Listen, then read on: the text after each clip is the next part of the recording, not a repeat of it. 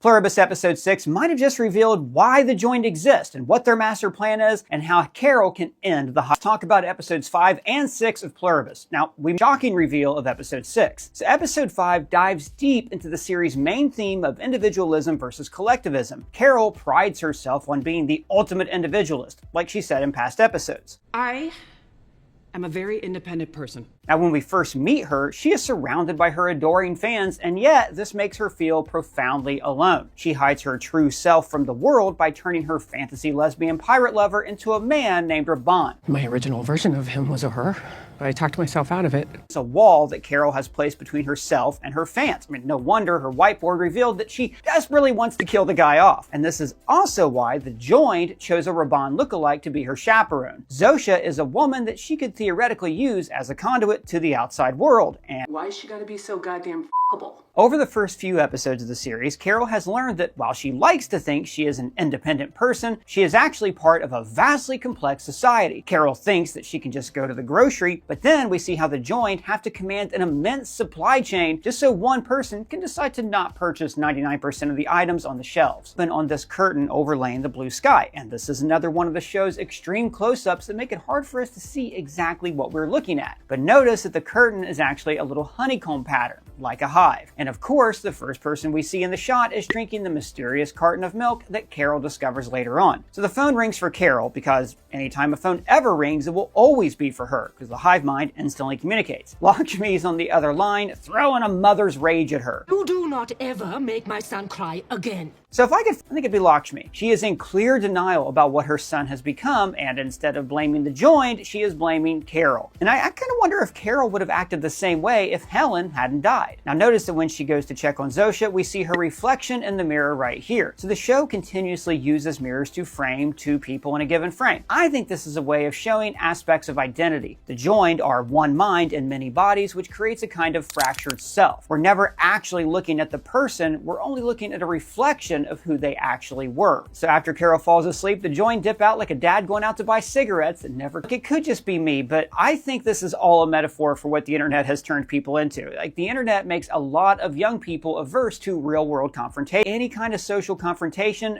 fills people with anxiety, just like it does for the Joined. They would rather completely evacuate a city than risk confronting Carol. And the way they orderly march away is just like the aliens in Invasion of the Body Snatchers. That movie also features a food processing center similar to what Carol discovers later in the episode. And did you recognize the voice on the recording? Our feelings for you haven't changed, Carol, but after everything that's happened, we just need a little space. That is Patrick Fabian, who co-starred with Rhea Seehorn on Better Call Saul. You want some better lawyers? So now Carol, the ultimate individualist, is faced with ultimate solitude. Literally no one is near her for maybe hundreds of miles in any direction. So she decides to reach out in the only way she can, through videos. Again, this is similar to but I think it's also important that she is using an analog recording and not using the internet. I mean, think about it. She could have easily asked for a video chat with the others. She could have asked the Joined to set up the internet for her. But the series is taking care to show that Carol is totally separated from the internet, just like she is kind of the ultimate impersonal approach. Remember, Amazon wanted to replace human drivers with drones. And this also, we're seeing how basic human interaction has a technological middleman, just like talking to each other on the internet. And the drone fails, just like how technology will always fall short of real human interaction. And Carol continuously faces situations where she is reminded that no one can be an individualist and also appreciate the comforts of a modern day society. Without a city of humans around her, coyotes are able to roam freely. So she has to request basic utilities like trash pickup and This is also highlighted by the Agatha Christie novel that Helen was apparently reading, and then there were none. So this is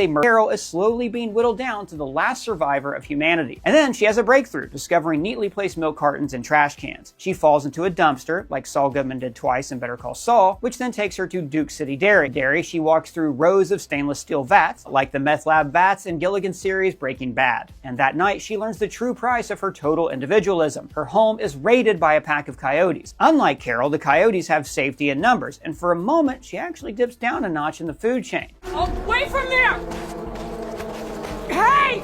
And then the coyotes go after the one thing that Carol truly cares about, her wife Helen. When they were pawing at the ground, I was genuinely horrified at the idea of the way Helen's body. How Carol is just a normal person. She's not a chemist. She doesn't even know how to disengage a shotgun from a cop car. So instead she uses the cop car to rip a hole in her fence. So you can read this as a metaphor that she's learning to let her guard. She has now removed a layer of protection from her home, and that means the coyotes will be back. Carol methodically builds Helen kind of a makeshift crypt. Gilligan and his team have experience shooting this kind of slow manual labor because this is similar to a sequence in Better Call Saul when Mike Ehrmantraut disassembles a car to look for a tracker. I also want to shout out this incredibly beautiful magic hour shot, which seems inspired by the digging scene in Raiders of the Lost Ark. Afterwards, Carol shows the true beauty of individualism when she paints an actual grave for everybody who has passed is still with them. But Carol understands that the true Helen, the individual, is gone forever. And afterwards, the sight of a grave makes her death finally feel real for Carol and for us.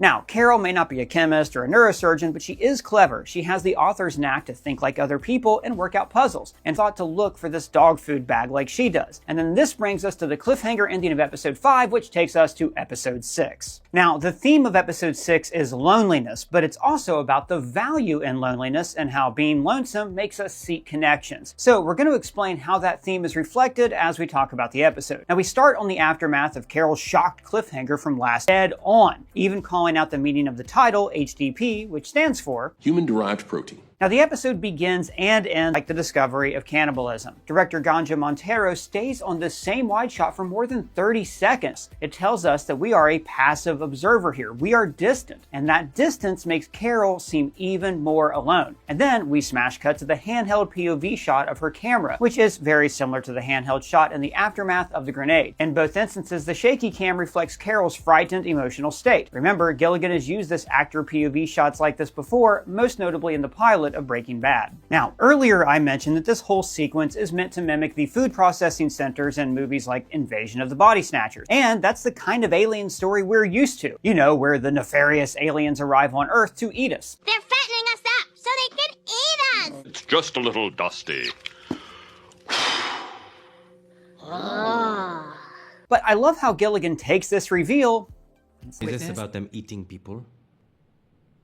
What? Because the show is not actually about an alien invasion. It's about Carol's reaction to the invasion because at its core, this is a show about character. And the revelation, if you had to guess what was under the tarp, you probably would have said people. Silent breed! Zosia is part of a crew collecting bodies, and you realize why they were placing them so neatly in a truck instead of Byrne, who actually put out this entire theory, and I want to quote some of the science stated in that post. This process is called alkaline hydrolysis, or water cremation. In water cremation, the resulting corpse liquid is neutralized, which explains why the pH was an almost perfectly neutral 7.1. This same process is used to process animal carcasses into food, which explains why they are using pet food and dairy farming equipment. So the science behind all this is sound and incredibly creepy, but they gave Carol the best possible person to explain this. Hello, Carol. We're John Cena. Cena's cameo is apropos because Peacemaker Season 1 was about Cena's character, Peacemaker, stopping a covert alien invasion where bugs took over people's bodies, similar to what's happening in this show with The Joined. So the John Cena video, which by the way is far better edited than Carol's raw footage, the video does a great job of explaining why they do this. We're consolidating resources to centralize useful items for distribution. And the government secretly starts turning people into food. Now Carol thinks about sending another tape with this important knowledge and she leaves. But then she remembers that there are still pieces of human beings on her floor. So she returns wearing a mask and gloves and vacuums them up. Notice the worm's eye POV shot here. Now again, Gilligan used these same shots often in the show Breaking Bad's chemical processes or to show a focus on an object involved in a process. And here it makes the human remains the subject of the frame. And then we go to Casanova McBoner's Fantasyland and Elvis's suite that he mentioned back in episode 2. I will occupy the penthouse of Mr. Elvis Presley. Now, I talked earlier about how Carol valued her independence, but she feels lonely without anybody to connect to. To contrast, Casanova doesn't feel lonely. He is surrounded by people, but in a sense, he is far more alone than Carol, as we see in this first sequence. So we start with a single object, and this time a martini glass that is intended for Casanova as we get a tour of his mini empire. This 90-second tracking shot shows us the extent of his fantasy. He ordered everybody in this suite to pretend to have a party just so it felt more real to him when he's several rooms away. The white tuxedo jacket from Goldfinger, playing cards against a man in an eye patch like in Thunderball, recreating the blackjack scene from Austin Powers. 5. I'll stay. And really, why gamble? Why go through the charade? Money has no meaning anymore, and he already knows the outcome. And he probably ordered the join to deal him this royal flush. And yet, this guy is so wrapped up in his solipsism and self-delusion that he can actually enjoy this whole charade. Twilight Zone episode, A Nice Place to Visit, where a gangster dies and thinks he's in heaven because he gets everything he wants. But when you win every time, that ain't gambling, that's charity. And it's finally revealed. This is the bad place. But Casanova knows that it's not real, but he's still content to act like the kid in A Good Life. You're a very bad man. Notice that after he lays down his hand, everybody applauds, even the Bond villain, because they are. Listen to the music. The score plays very much like a Bond theme.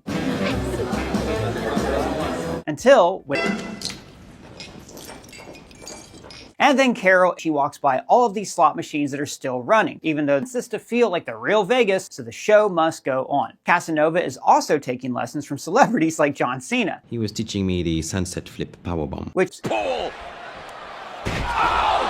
Remember, he could have actually learned this wrestling move from literally anyone on Earth, but he wanted John Cena to teach him because he wants the illusion of celebrity in his life. So think about how this scene could have played out. Like when Carol makes her reveal, he could have been shocked or angry. He could have been converted to her side. Or he could have said, you know what, no, I want to keep enjoying my lifestyle. But instead, he already knows. Is this about them eating people? After the John Cena video, he says... In French, he's even more convincing. Which is funny because John Cena did learn Mandarin, which helped him form an apology video when he offended the Chinese government. And like when they asked Zosia if they were vegetarian, she didn't confirm, but instead she said... That would be our preference, yes. But the big reveal is that Carol isn't allowed in their clique. You stay in touch. All 12 of you. This actually hurts Carol more than the cannibalism because this isn't some alien life form that's pushing her away. It's regular people who are rejecting her. And the revelation that they are using Zoom also has to hurt. Mostly we're on Zoom. Oh. Carol has felt so isolated. She is using drones to deliver analog tapes to the others. And she's not even getting confirmation that those tapes are reaching the others. And all this time, she could have just requested a Zoom chat. In fact, the other space.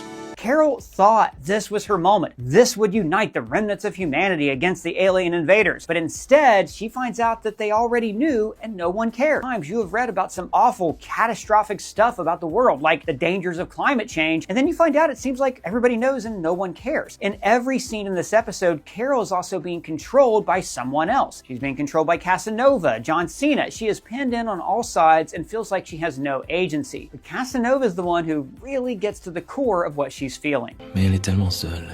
And then we go to breakfast, and I loved how they're framed in this scene. Like, Casanova has put up pictures of himself all around the penthouse. One of the first images we see is of Elvis Presley, and then we see that he is modeling himself after the king. Just like Elvis's penthouse featured giant photos of himself, Casanova has such a large opinion of his own merit that he wants to be surrounded by his own image. But this means that, over breakfast, there's always at least two Casanovas in the frame with Carol. It's almost like he is one of the joined. Carol is always outnumbered, even when she's in a room with somebody one-on-one. Now, it's interesting that he also copies the way she eats her breakfast.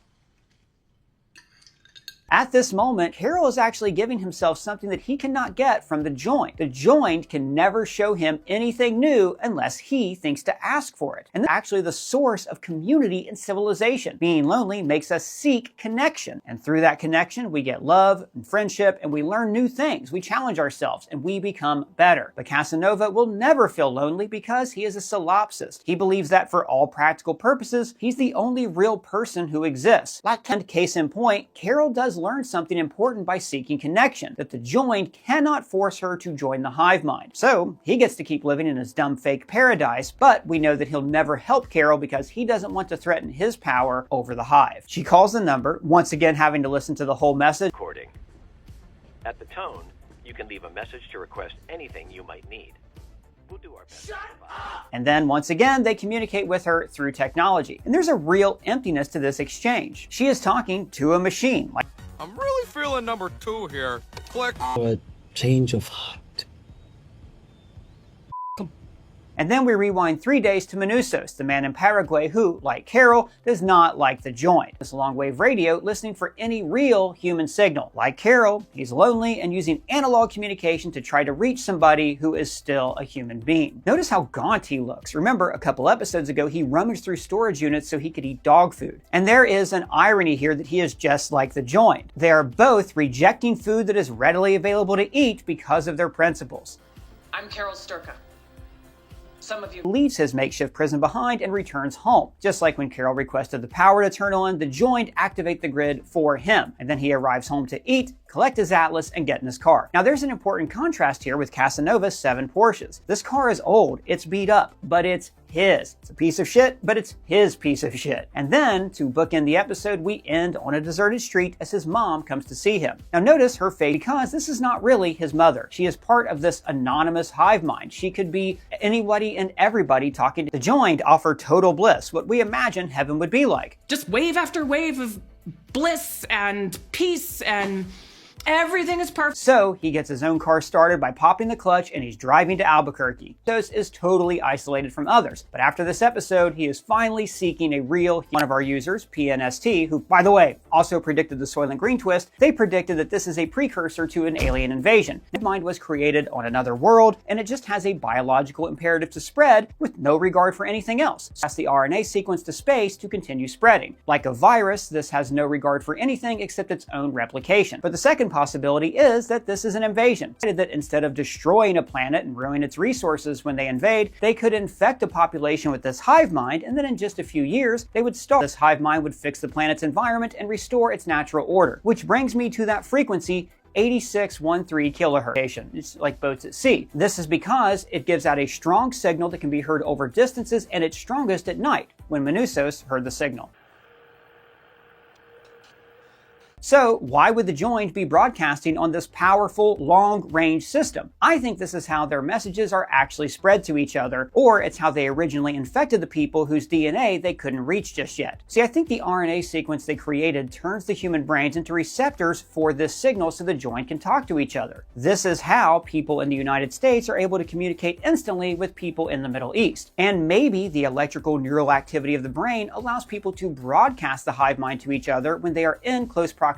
Remember that at first they tried to create the hive mind simply by spreading their DNA to others. But once the government discovered what they were doing, they had to accelerate their plans. And right before the world changed, there were these planes flying overhead. Yeah, it's weird, isn't it? All of them kind of parallel like that. Now, the fact that the planes were synchronized implies that they were being flown by the joined, and maybe they were broadcasting this signal while they flew to activate the hive mind. And remember, Helen was on her phone, which might have interfered with the signal and caused her death. Zosia tells us that there were around 800 million deaths worldwide, which sounds about like the number of people that would be using a cell phone at a given time, right? So maybe the process to reverse the hive mind would involve halting this signal. I'm drone that detects the sine wave and then sends a counter sine wave into your ear to neutralize the sound.